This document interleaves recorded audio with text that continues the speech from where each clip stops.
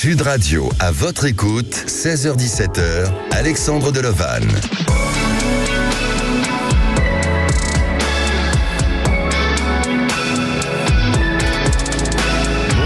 Tous. Alors je suis ravi de finir cette semaine avec vous jusqu'à 17h. Vous souhaitez participer à l'émission, c'est le 0826 300 300. Alors parfois la colère nous accompagne dans notre quotidien. On a du mal à s'en détacher. Et si aujourd'hui nous abordons le sujet de la colère, et si la colère était à votre écoute ou si vous étiez à l'écoute de cette colère, parce que la colère est une émotion d'insatisfaction en opposition à la joie, et vous vous sentez souvent en colère lors d'une frustration, lorsque quelqu'un ou quelque chose vous empêche d'atteindre votre but. Il est donc important d'être à l'écoute de sa colère et aussi de sa couleur, pourquoi pas, et d'être à l'écoute de soi-même.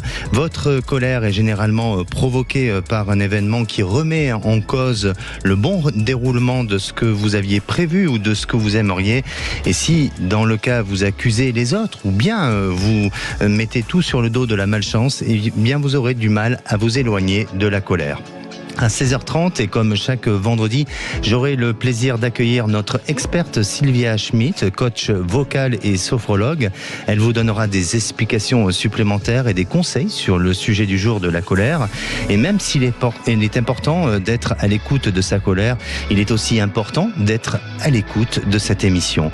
Et durant l'émission, nous retrouverons Josie, notre auditrice de mercredi. Un moment à ne pas manquer, elle sera avec nous tout à l'heure. Besoin de témoigner? Il suffit d'appeler le standard au 0826 300 300.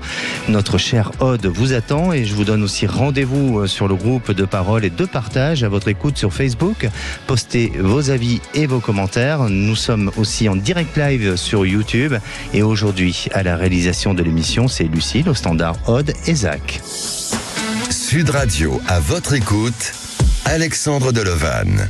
Et avant de donner la parole à Nadia, je reprends un message du groupe à votre écoute sur Facebook et concernant le sujet du jour, la colère. Alors c'est celui de Jean-Pierre. Il nous dit rester en colère, c'est comme saisir un charbon ardent avec l'intention de le jeter sur quelqu'un. C'est vous qui vous brûlez. Alors c'est une citation de Bouddha, bien entendu. Et en réponse, je pourrais dire à Jean-Pierre, comme un proverbe italien, le méchant est comme le charbon, s'il ne vous brûle pas, il vous noircit. Allez, j'accueille notre première auditrice, Nadia. Bonjour Nadia. Bonjour Alexandre, bonjour à tous. Bienvenue sur Sud Radio. Merci de m'accueillir, merci infiniment. Merci à vous d'être à l'antenne. Alors je vais vous poser la question du jour. Arrivez-vous à contrôler la colère? Et si oui, comment faites-vous? Alors je pense que oui, j'ai malheureusement, je vais dire souvent contrôler la colère. Je n'ai pas su l'exprimer, je pense, et je la retenais. Et je pense que j'avais effectivement peur à ce moment-là de perdre le contrôle et j'intériorisais en fait. Et ma seule façon de l'exprimer, je pense que c'était les pleurs tout simplement. Et je pense que j'avais très très peur effectivement d'exploser et de ne pas contrôler en fait ce qui pouvait se passer. Mais je n'ai pas non plus souvenir d'avoir ressenti de très très forte colère, quoi qu'il en soit. Voilà, je pense pas être quelqu'un de très colérique de base. Voilà. D'accord. Donc vous arrivez quand même à la base à gérer bien vos émotions, parce que la colère fait partie d'une émotion, et que ce soit la colère ou d'une autre émotion, vous arrivez quand même à bien gérer apparemment. Oui, enfin, bien, je ne sais pas. En tout cas, j'essaie de gérer au mieux, effectivement. Voilà. De toute façon, je ne sais pas si j'arrive très bien, mais bon. Il est important d'accepter toutes les émotions. Il ne faut pas les refuser ou les rejeter. Elles font partie de nous et heureusement, on a tous une sensibilité. Et je crois que plus on est dans cette notion de sensibilité et plus notre colère peut être différente. Des gens qui sont, par exemple, ultra sensibles vont avoir une colère un peu théâtrale, ou d'autres personnes qui sont plus introverties vont avoir une colère beaucoup plus forte. Donc chaque colère se gère différemment et en fonction de chaque individu. Alors Nadia, vous avez 54 ans, vous êtes veuve depuis 12 ans malheureusement. Et vous avez une fille, vous avez une fille de 15 ans et vous êtes du bassin d'Arcachon. Non, pas du tout. Ma fille avait 15 ans quand j'ai perdu mon époux. Elle a aujourd'hui 28 ans. Voilà. C'est moi qui ai mal lu les informations. Je suis vraiment désolé. Oui, donc ça a été un choc pour elle de perdre son papa. papa à 15 ans. Oui, on peut dire ça comme ça. Oui, ça a été compliqué, ça a bouleversé nos vies et voilà. Après, on s'est accrochés toutes les deux autant que faire se peut, mais ça a été une expérience très très douloureuse, comme vous pouvez bien l'imaginer. Bien sûr. Alors je vous pose une petite question. Est-ce que vous vous sentez accompagné par votre défunt ou pas ?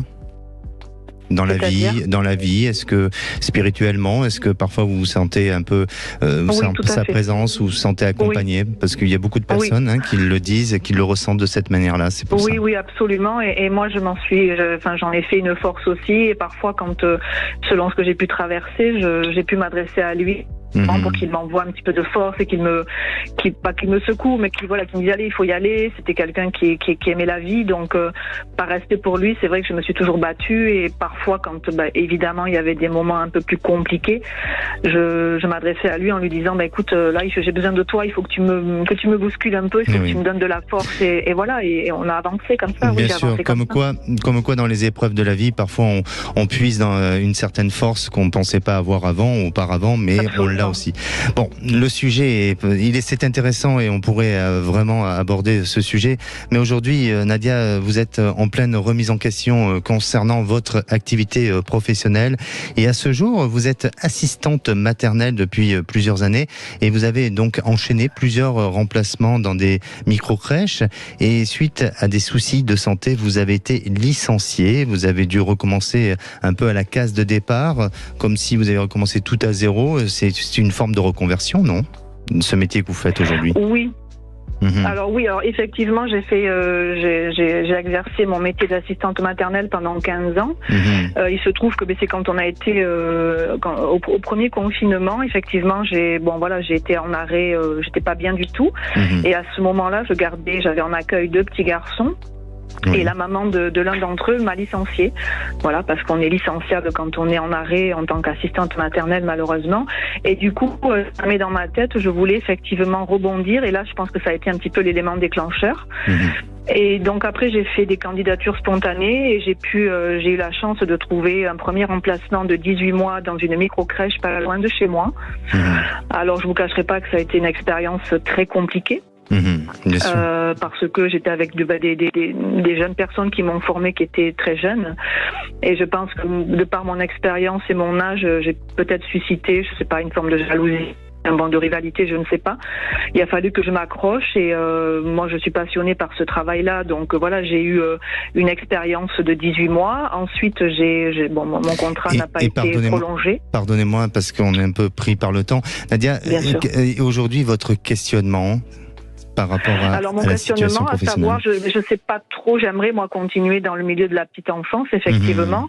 J'ai eu postulé en micro-crèche, j'ai eu un entretien pour une crèche municipale pas loin de chez moi, je n'ai pas été choisie, et mon questionnement est de savoir est-ce que je vais continuer dans cette branche-là, ou est-ce que je sais pas. Si vous me permettez, je vais vous répondre parce que je le ressens, mais vraiment, je le ressens très vivement, vous allez continuer dans cette voie-là. Il y a quelque chose en vous qui vous porte et qui vous amène justement à continuer. Alors après, tout est une question, je ne sais pas si on peut parler de chance ou malchance, mais tout est une question aussi de moment, de timing pour que vous puissiez avoir un véritable job ou un véritable travail qui vous amène à une certaine forme de sécurité et de stabilité, mais ça va arriver. Et je vous sens vous rapprocher donc d'un système, je dirais, communal ou d'une mairie ou d'une administration pour justement être amené à rentrer dans un groupement ou dans une structure qui vous amènera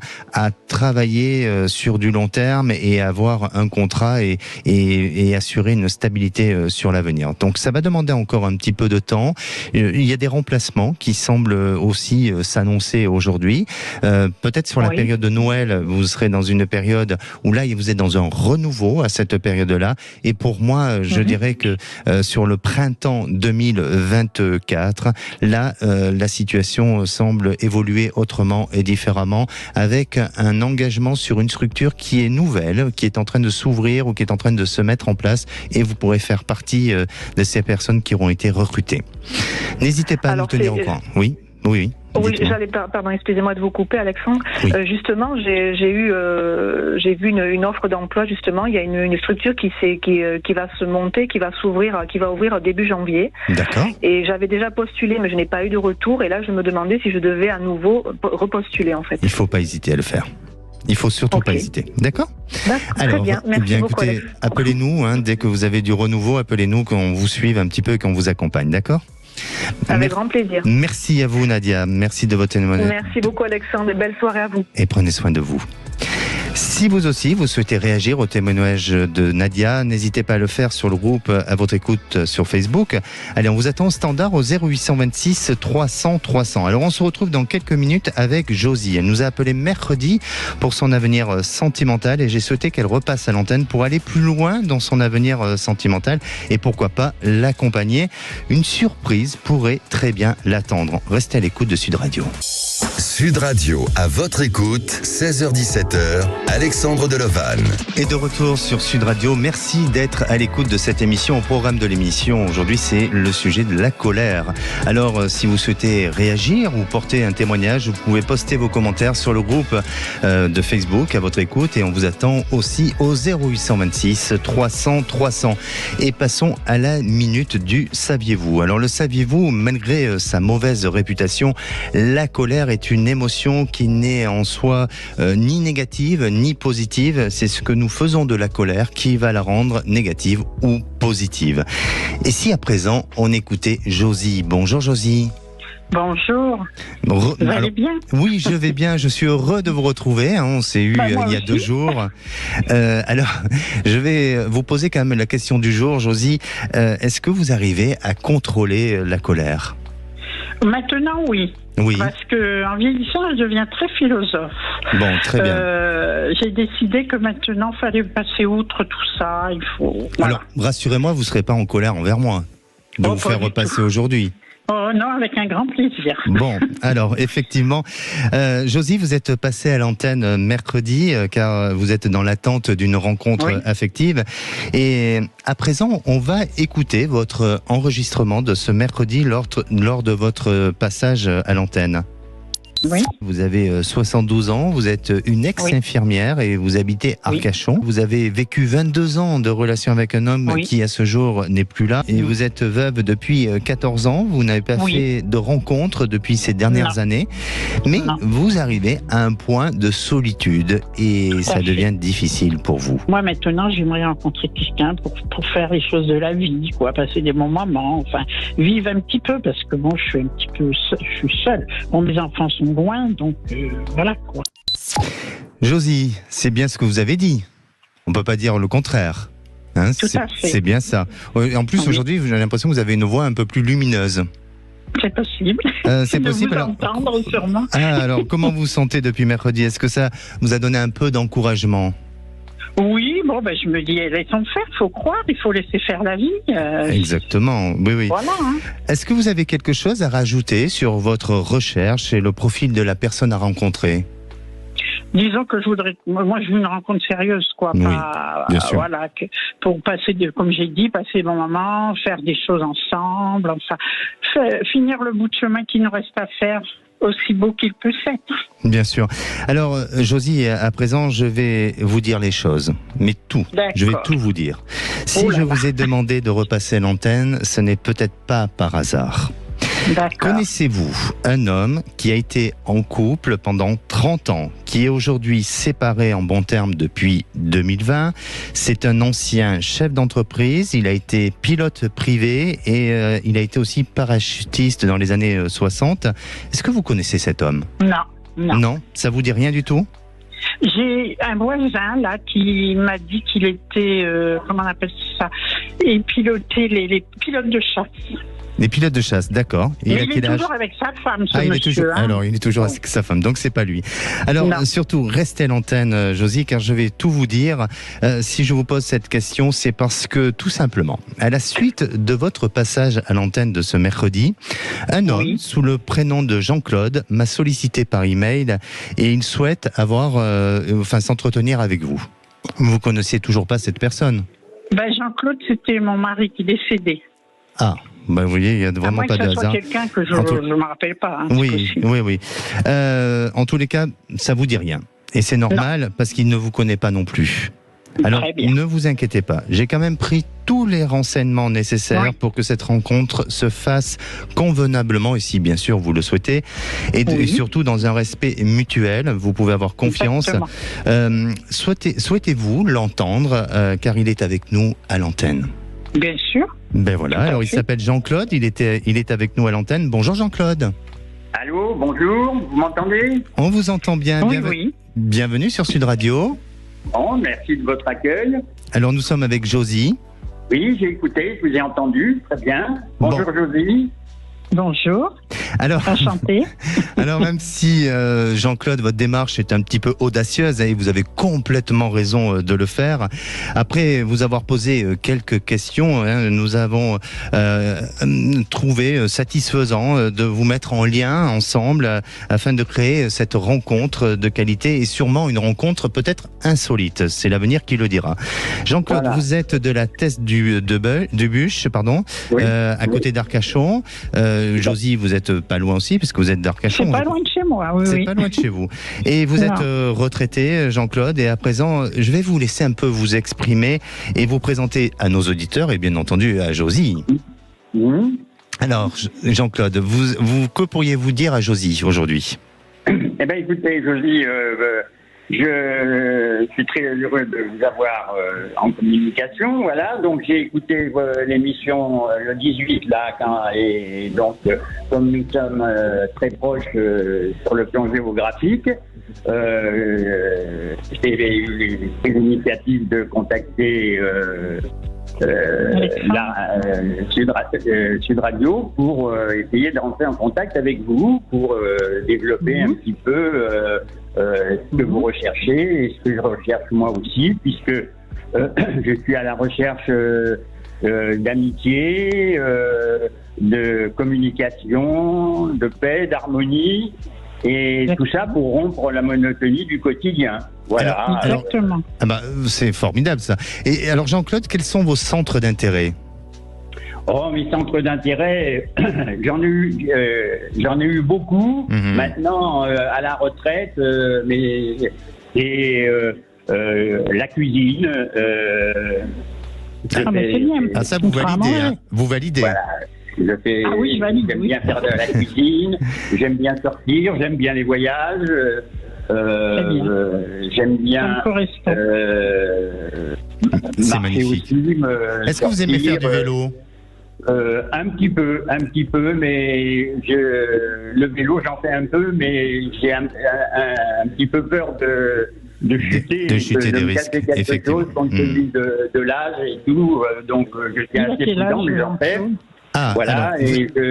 Pardonnez-moi Jean-Claude, Josie vous demande quel âge vous avez? J'ai 80 ans. 80 ans. Bon, d'accord. Alors, Josie, bien sûr qu'il n'y a pas de réponse à donner tout de suite. Non, et il faut laisser le temps. Ce qu'on va faire, c'est qu'on va vous mettre en contact. En tout cas, on va vous donner les coordonnées. Et si vous le souhaitez, Josie, ça vous appartient, bien entendu. Si vous souhaitez, dans le calme et en toute discrétion, vous pouvez contacter Jean-Claude. En tous les cas, je sens que Jean-Claude est motivé à trouver une relation stable et sérieuse dans le temps. Tout à fait. Voilà. Merci Jean-Claude de votre intervention et aussi de ce témoignage insolite. Et puis surtout, tenez-nous au courant de la suite. Et puis merci à vous, Josie aussi, pour votre côté solaire, pour votre joie de vivre. Et tenez-nous au courant. D'accord ? D'accord, avec grand plaisir. Prenez soin de vous à tous les deux. Merci infiniment, monsieur. Merci. Allez, si vous souhaitez réagir sur le témoignage de Josie et Jean-Claude ou témoigner tout simplement à l'antenne, c'est le 0826 300 300. On revient dans un instant avec Sylvia Schmidt. Elle nous donnera plus d'explications sur le sujet du jour, la colère. Et nous retrouverons aussi notre prochain auditeur, Dominique. Ne bougez pas, on se retrouve dans quelques instants. Sud Radio, à votre écoute, Alexandre Delovan. Sud Radio, à votre écoute, 16h-17h, Alexandre Delovan. Et de retour sur Sud Radio, il est pratiquement 16h30. Vous pouvez aussi nous suivre en direct live sur YouTube. N'hésitez pas à poster vos commentaires sur le groupe de Facebook à votre écoute. Et si à présent vous voulez témoigner ou réagir dans l'émission de lundi, le sujet sera sur la spiritualité. N'hésitez pas à appeler le 0826 300 300. Aude au standard vous attend. Et à présent, le temps est venu d'accueillir notre experte Sylvia Schmitt, coach vocal et sophrologue. Bonjour Sylvia.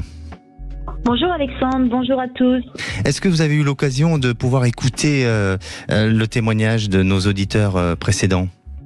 Oui, bien entendu, je trouve ça extraordinaire Alexandre, ce que vous faites là. C'est magnifique. C'est magnifique l'amour quand même. Ah, c'est magnifique, mais vous savez quoi, je vais m'inscrire moi, parce que voilà, je vais passer par la radio pour trouver mon amoureux. Non, voilà, exactement. Bon, maintenant on sait que vous êtes célibataire. Bon, voilà. Alors, maintenant c'est dit. Voilà, c'est dit, Sylvia. Alors, vous allez nous parler d'une émotion connue de tous, hein ? Oui. Et oui, connue de tous et que nous vivons tous, puisque c'est la colère. Et cette colère, elle peut parfois être utile, bénéfique dans certaines situations. Notre cerveau, à ce moment-là, se met en état d'alerte. D'accord. Et ça nous donne des indications, si vous voulez, sur un éventuel danger. C'est comme le clignotant d'une voiture. Lorsqu'il y a un problème mécanique, pas d'essence, on nous prévient.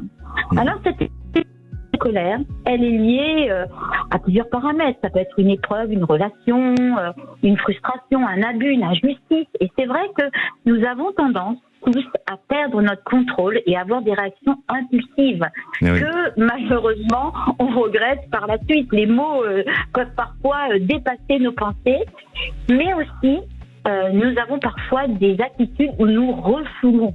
Nous refoulons, on ne dit rien, on garde tout en nous. Et à ce moment-là, qu'est-ce qui se passe ? Ça fait l'effet d'une cocotte minute qui, à un moment donné, explose. Ah oui. Vous savez, la colère, c'est un processus, ça provoque un processus chimique dans le corps et dans notre psyché. Alors, garder sa colère en soi peut avoir des effets néfastes sur notre santé. Et pour certaines personnes, même, développer une colère chronique que l'on garde toujours en soi. Oui. L'idée, ça serait d'oser s'exprimer, d'oser exprimer notre colère de manière, je dirais, respectueuse, utiliser des mots plus que des actions violentes. Et comme le disait Guy Corneau, tout ce qui ne s'exprime pas s'imprime en nous. Et c'est là la problématique sur la santé et même sur après notre communication, notre relation, puisque si nous transformons cette émotion qui est normalement un temps très court, une émotion. Si l'émotion n'est pas libérée et gérée, exprimée, elle va se changer en sentiment. Et un sentiment, ça peut durer 1 minute et ça peut durer toute une vie. Et à un moment donné, cette colère, elle peut se changer, vous voyez, en sentiment de haine. Et c'est ça qui est difficile. Donc, quand on est comme ça face à une colère, il faut essayer vraiment de prendre du recul. Alors, il y a des petites choses à faire éventuellement. Oui, alors justement, est-ce que vous avez un exercice peut-être à nous suggérer ou pour justement arriver à faire face et à gérer cette colère ? Alors, bien entendu, on en parle tous et on peut tous trouver des techniques, mais moi, ce que je vous proposerai, c'est déjà d'essayer de prendre du recul, de vous isoler. Oui. De faire des grandes respirations profondes ou pour pas si vous voulez réagir tout de suite, se poser, essayer de comprendre la situation. Et alors si on est vraiment trop énervé, on peut taper sur un coussin, faut pas taper sur la personne qui est en vous, aller dans les bois, crier, chanter, parler, hurler, sortir de votre corps, et vous verrez qu'à un moment donné, si vous vous mettez vraiment en colère, vous tapez sur un coussin, tapez des pieds, enfin faites attention de pas trop vous faire mal et vous blesser. À un moment donné, vous allez voir que vous allez retrouver un état de paix et de calme qui va vous permettre d'identifier, de comprendre la situation et oser dire et exprimer ce qui ne va pas. C'est un peu le conseil que je pourrais vous donner aujourd'hui, Alexandre. D'accord. Écoutez, là, je me sens détendu. Je suis plus en colère. C'est vrai ? Ah, là, je suis plus en colère. J'ai pas eu besoin de taper dans le coussin. Bon, dans les studios, on n'a pas de coussin, donc bon. J'avais très envie, Alexandre, de commencer en disant je suis en colère, mais je me suis dit après ils vont le croire, ils ne connaissent pas assez. Mais non. Et puis après, bon, vous êtes coach vocal, vous êtes sophrologue, donc et vous avez fait du théâtre auparavant, donc on aurait pu très vite déceler chez vous ce talent de femme, de comédienne, de femme de théâtre. Mais bon, ça sera pour une prochaine fois. Alors, ce que je vous propose, Sylvia, c'est de rester avec nous en ligne pour aussi donner des conseils à notre prochain auditeur. Est-ce que vous êtes d'accord ? Avec plaisir. Allez, on accueille Dominique. Bonjour Dominique. Bonjour. Bienvenue sur Sud Radio.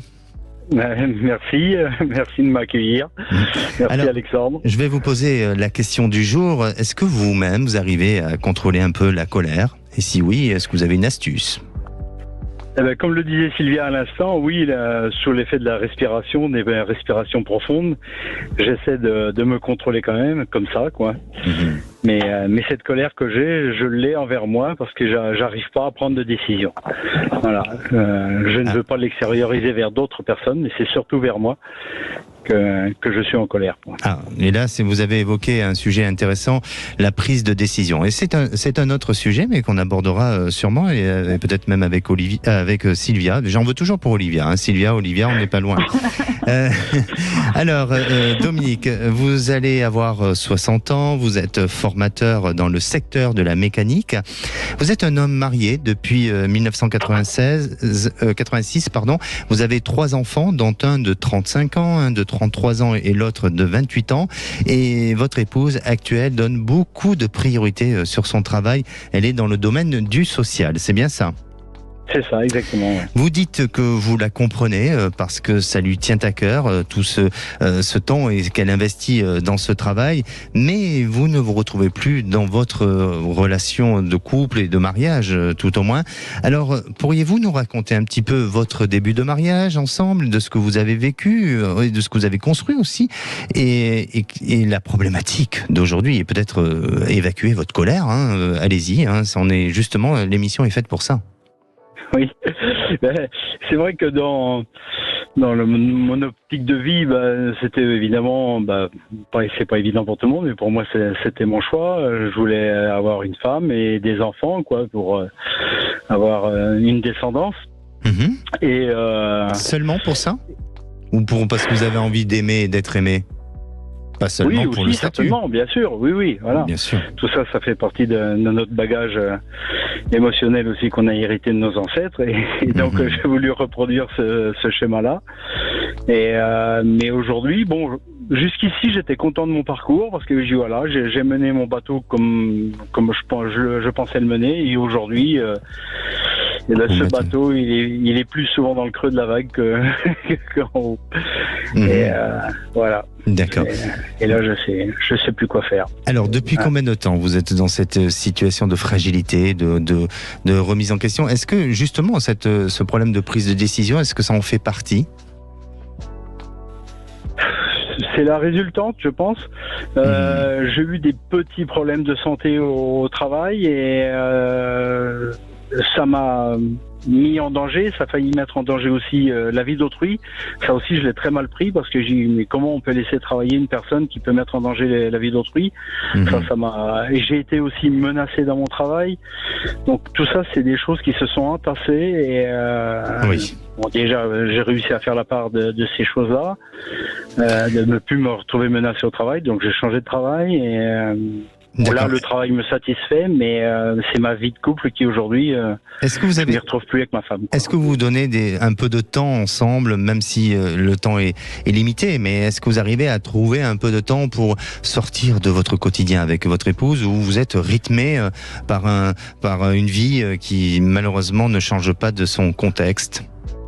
C'est de plus en plus compliqué. La mission que vous faisiez hier sur les aidants, je dirais que ma femme en fait partie dans le social. Elle est aidant envers les enfants, et ça prend énormément d'énergie, énormément. Et aujourd'hui, les personnes qui ont intervenu hier le disaient, les aidants sont pas assez aidés, c'est le cas de le dire.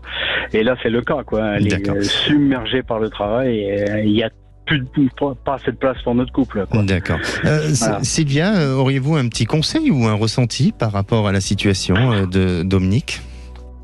Oui, j'avais une question à poser à Dominique. Vous avez certainement discuté avec votre épouse, et qu'est-ce qu'elle vous dit, elle, de cette situation? Est-ce que vous osez lui exprimer, en fait, et qu'est-ce qu'elle vous dit? Qu'est-ce qu'elle en pense? On va rester spontané. Oui, elle l'entend, mais travailler avec... je pense qu'elle a une peur aussi de son côté de travailler avec les services sociaux qui parfois mettent la pression, justement.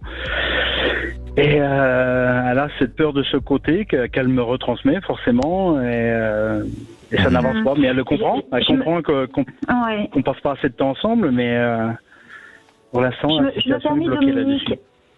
Oui, je me permets, excusez-moi, je n'entendais pas la fin de votre phrase, excusez-moi de vous avoir coupé.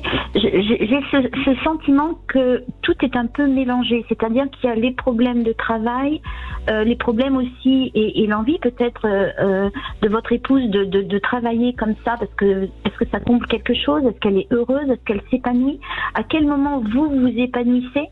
À quel moment elle s'épanouit? À quel moment le couple s'épanouit? Vous voyez, j'ai l'impression qu'il y a quand même 3 sujets là-dedans. Effectivement, Sylvia, c'est une question, et vraiment, c'est ce que je penserais, et je serais amené à vous dire aussi, Dominique, à réfléchir sur ces questions-là. À quel moment? Et je crois que si aujourd'hui vous êtes dans cette situation dans laquelle vous êtes avec votre épouse, c'est qu'à un moment donné, vous avez peut-être aussi accepter, cautionner ce rythme-là, et vous l'avez bien dit. Hein. Donc la responsabilité n'est pas liée uniquement à votre épouse, mais elle est aussi liée de votre propre responsabilité. Et je crois qu'il faut aller dans ce questionnement-là pour réajuster, mais ce questionnement-là, il est peut-être intéressant de le faire. Et Sylvia, peut-être que vous allez aller dans ce sens-là aussi. Et peut-être que ce qui est intéressant, ça serait de le faire chacun de manière séparée, et ensuite de le faire ensemble avec votre épouse, peut-être sous forme de thérapie de couple, tout simplement. Pourquoi ? Parce que moi, aujourd'hui, je vous sens être dans une notion, je dirais, de souffrance, mais je ne vous sens pas être dans une notion de séparation ou de rupture. Pas du tout. Et votre épouse n'est peut-être pas encore suffisamment sensibilisée sur l'état d'urgence dans laquelle vous êtes aujourd'hui.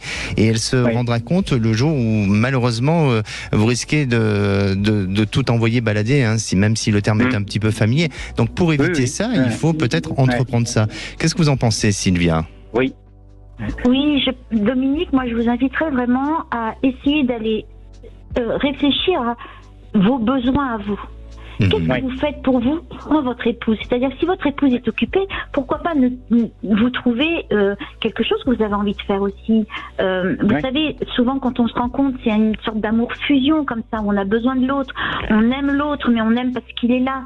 Et en même temps, quand tout d'un coup, il y en a un qui se détache, l'autre se retrouve un peu fébrile ou un peu vide de sens en se disant, tiens, mais elle est plus là comme avant. Mais peut-être accepter cette situation, retrouver, comme le disait Alexandre, de chacun de votre côté, d'essayer de voir quelqu'un pour apaiser les choses, pour apprendre à communiquer autrement, chacun de votre côté, et puis après, essayer de vivre aussi pour vous, c'est ce que j'ai envie de vous dire. Exactement. Sans attendre de l'autre. Exactement, et de trouver un centre d'intérêt, une passion. Est-ce que vous en avez une, Dominique ? Oui, c'est laquelle ?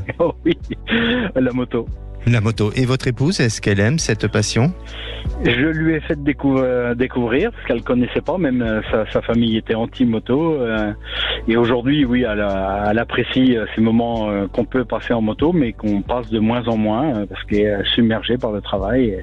Mais peut-être à vous d'être un peu innovateur dans ce sens-là et de trouver des moments un peu ou des endroits qui vont lui donner l'envie d'aller vers la curiosité, vers le dépaysement, vers le lâcher-prise avec son quotidien et lui redonner quelque chose, une envie à vous retrouver tous les deux. Je pense que cette notion de passion, de centre d'intérêt peut aussi, il faut travailler dessus pour que ça puisse vous rapprocher. En tous les cas, cas. Moi, de ce que je ressens, je vous sens pas vous arrêter, je vous sens pas vous séparer. Je sens tout simplement qu'aujourd'hui, il y a une asphyxie du couple sur laquelle il est intéressant, et comme le dit Sylvia, de se poser les bonnes questions et de se faire accompagner. Et si vous le faites, vous verrez que c'est un couple qui se sauve.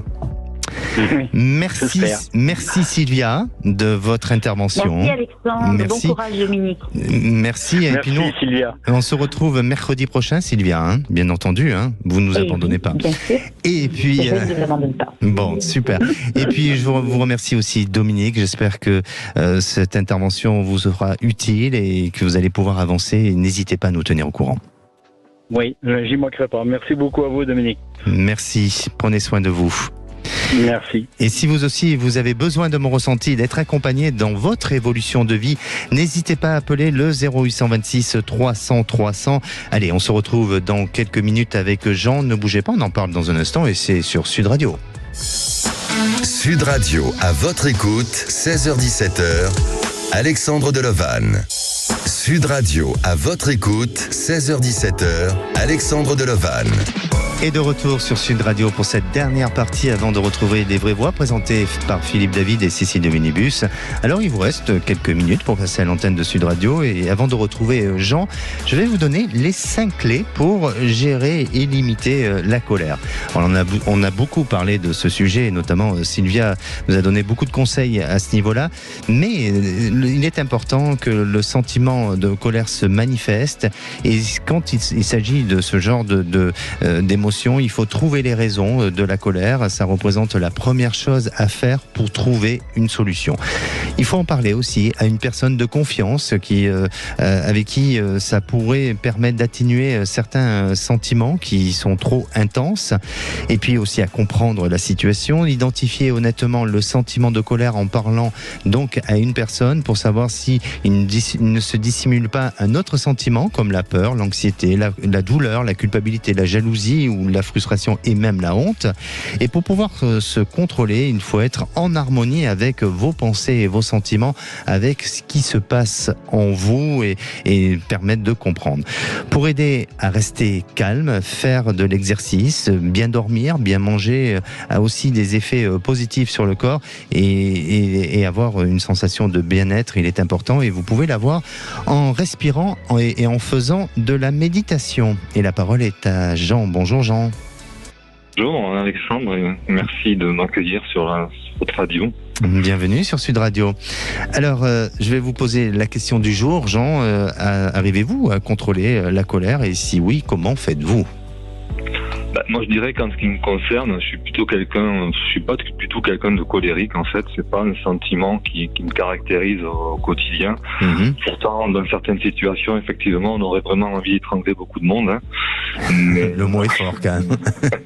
Mais je comprends. Mais voilà. C'est fort. Voilà, moi, dans ce cas-là, je préfère à la limite prendre sur moi, ou alors évacuer en allant prendre l'air, ou prendre la voiture, aller faire un tour, ou alors, je sais pas, aller faire du sport, marcher, ou bien, je sais pas, ou après si bien, quand bien même je suis en colère avec quelqu'un de proche, peut-être plutôt lui expliquer la raison de ma colère en communiquant, en échangeant plutôt sereinement. De manière peut-être à crever l'abcès, on va dire. Bien sûr, mais c'est vrai, c'est important parce que la colère nous amène souvent à l'impulsivité et dans ces cas-là, il est plus sage de se mettre en retrait, d'aller respirer, d'aller prendre l'air, de s'occuper à autre chose et pour justement évacuer et éliminer. Et puis, comme je l'ai dit, et souvent dans chaque colère se cache quelque chose d'autre. Donc, je peux vous donner par exemple un exemple. Si vous êtes amené à faire une tâche régulière chez vous et que vous n'êtes pas accompagné par votre compagne ou votre compagnon, eh bien, à un moment donné, la difficulté n'est pas liée au fait que vous fassiez la tâche de manière régulière, mais c'est la problématique, elle vient peut-être parce que la personne à côté de vous ne donne aucun effort à ça et il se cache bien une autre fragilité ou une autre difficulté qui pousse à la colère. Et quand on arrive à comprendre, à identifier tout ça, eh bien, notre colère s'échappe de nous et vous arrivez sûrement à bien le faire. Alors, Jean, vous avez 60 ans et vous avez été restaurateur et commercial, vous êtes dans le Tarn et Garonne et vous êtes en couple avec votre compagnon depuis 1996 et vous êtes pacsé. Vous avez vous avez l'intention de vendre votre maison pour investir dans un projet immobilier. Alors, vous êtes ambitieux, c'est très bien, hein, surtout que l'immobilier en ce moment n'est pas à son meilleur jour, mais c'est très bien. Déjà, dans votre couple, ça se passe bien, tout va bien ? Oui, ça se passe bien. Oui, ça se passe bien. D'accord. Et quel est votre projet immobilier ? Alors, déjà, dans un premier temps, j'aimerais bien vendre la maison dans laquelle on habite depuis 2005. Et comme vous le disiez si bien, c'est là que je voulais rebondir parce que justement, l'immobilier en ce moment, c'est un petit peu tendu, on va dire, vu les taux de prêt qui ont augmenté. Donc déjà, on aimerait peut-être vendre notre maison parce qu'on se sent un petit peu à l'étroit. Mais en fait, ce serait pas pour acheter une maison lambda, je dirais. C'est plus un projet d'une maison avec des dépendances où je pourrais éventuellement aménager des petits studios ou des petits gîtes de manière à recevoir une activité. Avoir une activité qui nous permette déjà qu'elle soit un petit peu rémunératrice et une activité pour avoir un lien social également. Et c'est pas forcément vendre ma maison pour en acheter une autre lambda, c'est pas du tout le but. C'est plus dans ce pour vous occuper. Dans cet objectif-là, oui, m'occuper et puis recevoir du monde. Bien sûr. Alors, et puis en plus, revenir un peu à votre ancien métier, parce que vous avez été aussi restaurateur, même si vous faites de l'accueil hôtelier, mais il y a quand même, on retrouve un peu cette ambiance-là. Alors, pour moi, Jean, parce qu'on va devoir rendre l'antenne et je vais vous répondre, je pense que effectivement, ce projet va se réaliser, il va se mettre en place, mais tout est une question de temps. Et c'est peut-être sur cet aspect-là où les choses peuvent vous amener à hésiter, à douter, mais surtout persévérer sur votre conviction d'aller vers ce projet, parce que je sens au fond de moi qu'il y a vraiment une opportunité qui va se présenter à vous, et sous une période de 2 ans. Et dans 2 ans, vous verrez que vous aurez un lieu qui sera un lieu vraiment dépaysant et qui vous permettra de créer une infrastructure où là, il y aura cette capacité d'accueil et peut-être de maisons d'hôtes ou dans cet aspect-là. D'accord. Merci à vous de votre témoignage et de votre intervention. N'hésitez pas à revenir vers nous pour parler plus longuement et prenez soin de vous. Merci Alexandre. Merci.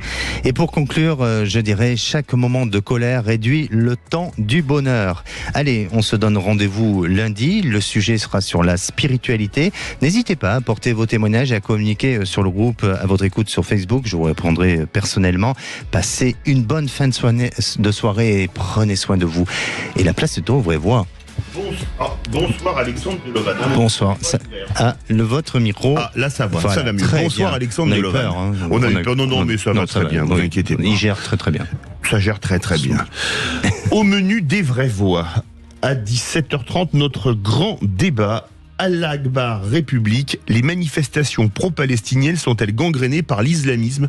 C'est une vidéo qui fait le buzz depuis hier, la foule qui crie Allahu Akbar, et c'est pas 10 personnes qui crient sur la place de la République.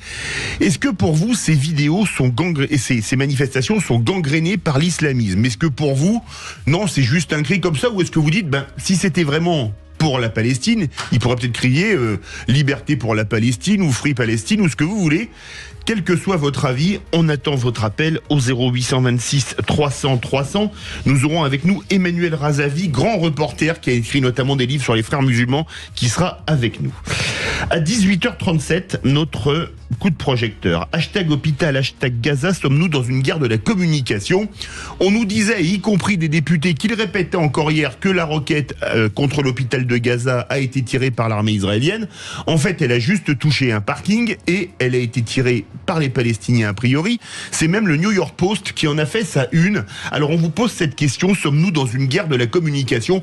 Rappelez-vous les images de la petite gamine vietnamienne courant nue après un bombardement au napalm. Elle avait fait basculer l'opinion contre les États-Unis lors de la guerre du Vietnam. Vous pensez qu'on est dans une guerre de communication ou pas? Appelez-nous également au 0826 300 300. Cécile de Ménibus prend une petite journée de repos aujourd'hui. Elle le mérite bien et en plus elle n'a pas du tout de voix, donc on l'embrasse et on lui dit que ça va aller beaucoup mieux et qu'on la retrouvera avec un immense plaisir lundi. Et je vais donc devoir cornaquer tout seul le président de l'Institut de la Parole, Philippe Bilger, la directrice de la rédaction de Causeur, Elisabeth Lévy, et Virginie Calmels, directrice de l'école Futurail. Bonne émission. Sud Radio, à votre écoute, 16h-17h, Alexandre Delevanne.